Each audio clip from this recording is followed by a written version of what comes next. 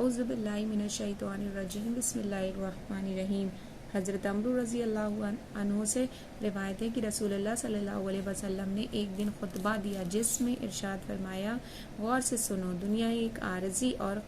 وقتی سودا ہے اور اس کی کوئی قدر و قیمت نہیں ہے، اس لیے اس میں ہر اچھے برے کا حصہ ہے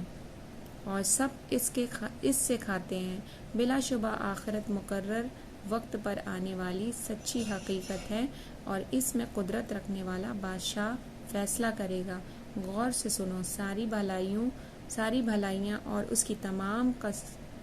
قسمیں جنت میں ہیں اور ہر قسم کی برائی اور اس کی تمام قسم جہنم میں ہے۔ اچھی طرح سمجھ لو، جو کچھ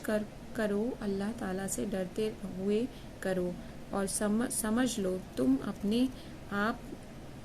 اعمال کے ساتھ اللہ تعالیٰ کے دربار میں پیش کیے جاؤ گے، یعنی تم اپنے اعمالوں کے ساتھ اللہ کے سامنے پیش ہوگے۔ جس شخص نے ذرہ برابر برائی یا ذرہ برابر کوئی نیکی کی ہوگی اس کو بھی دیکھ لیں گے، اور جس نے ذرہ برابر بھی برائی کی ہوگی اس کو بھی دیکھ لے گا، یعنی جو جس اعمال کے ساتھ پیش ہوگا اللہ تعالیٰ اس اعمال کے ساتھ اس کو ثواب اور نیکیاں عطا فرمائیں گے۔ بے شک